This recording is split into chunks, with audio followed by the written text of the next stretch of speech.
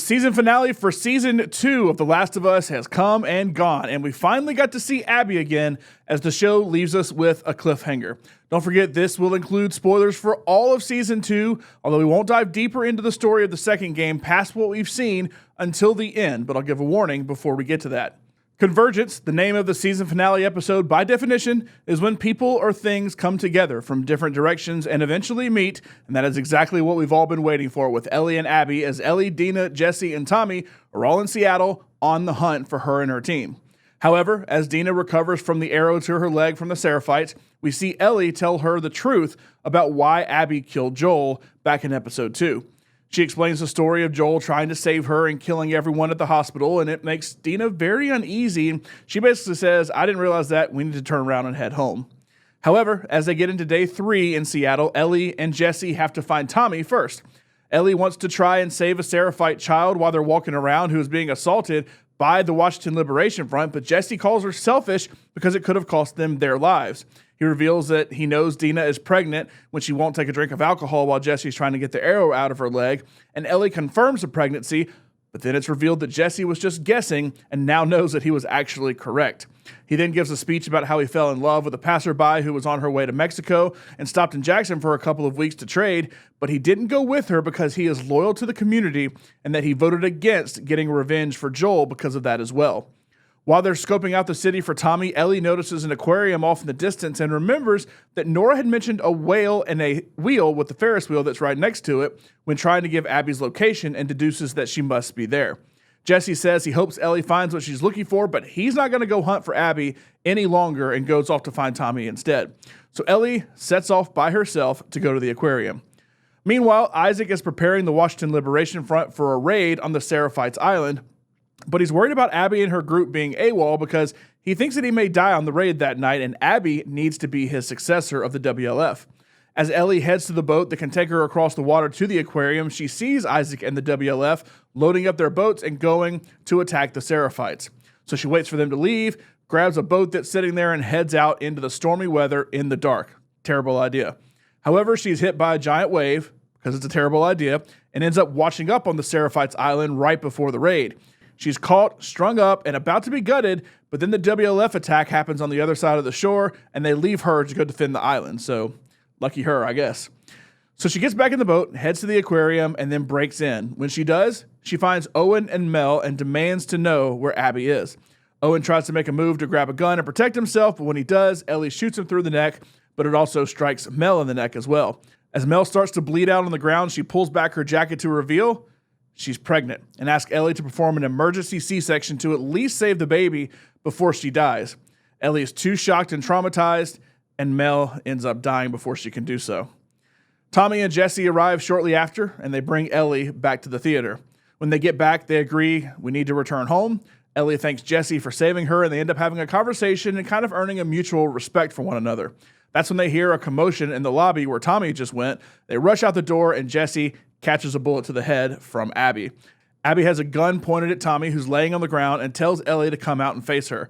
Ellie stands up and explains what happened and why Joel did what he did, and it was all to save her.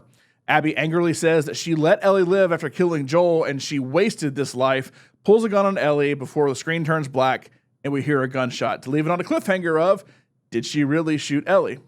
Then we get a flashback 3 days earlier of Abby being woken up by Manny, telling her that she's been summoned by Isaac. Abby walks out, and we see she's standing in the upper deck at Soundview Stadium, which is the fictionalized version of Lumen Field where the Seattle Seahawks play. And we see that it's a massive Washington Liberation Front base as the words Seattle Day 1 come across the screen. So that's where the season ends, with a quick flashback to day 1, which is likely where the story will pick up on Abby's side of things, and then she'll be the main character for most of season 3. They did announce that Abby's story will be at the forefront of that season, so we'll see how much Bella Ramsey and company are in it, and how much we'll see Joel, if ever, again via flashbacks. So now that the season has come to a close, let's take a look back at all of it. I think you have to separate out the game from what we saw on TV and understand the story's already written. Anyone who knew the story knew Joel's going to die fairly early. It was just a matter of when and not if. We know Ellie takes center stage, but I'm glad we got a little more of Pedro Pascal throughout the season, despite meeting an early demise. My biggest complaint with this season isn't the story, because that's already been written, but rather the pacing of it all. This may not be the case, but I got the vibe that because season 1 was so successful and they rushed the first game in that, they decided, let's stretch the second game into multiple seasons, because we're not really sure where to take the story past the second game if HBO wants more from us. Now they're saying it'll take 3 seasons to fully tell the story of the second game, which seems a little bit overkill. You cram the first game into 1 season and then the second game into 3 seasons? I would have rather had like a 12-episode season now to just tell the story, or at worst, just finish it in this next season. But it is amazing how they're stretching this story, yet some parts of it felt so rushed. The pacing was a little off this season, and it made it flow weirdly. Once again, I haven't played the game, I just know the story of it, and I know they rushed to kill Joel in the game, and he dies pretty early, but they stretched other parts of this season, and then the last episode felt really rushed throughout the final act. From her seeing the aquarium in the distance to ultimately getting to Abby shooting Jesse and holding them hostage at the end, I feel like there was a lot more that could have played out. Sometimes their trek across the city would be super dangerous and take the bulk of an episode, but then their trek back would just be skipped right past. Like, it's hard going, but easy coming back. Ellie ending up on the Seraphite Island was super rushed, and then they had to have a long trek back to the theater from the aquarium after they found Ellie when she killed Owen and Mel, and that was just completely skipped over. I know the WLF was busy raiding the Seraphites, but what about people who stayed back, and what about the infected? Their treks through Seattle were just too conveniently skipped over sometimes, when other times it made it seem so treacherous. Overall, I probably like the season enough to keep watching, but it's going to be a hard sell for people like my wife, who really only even got into it because they like Pedro Pascal.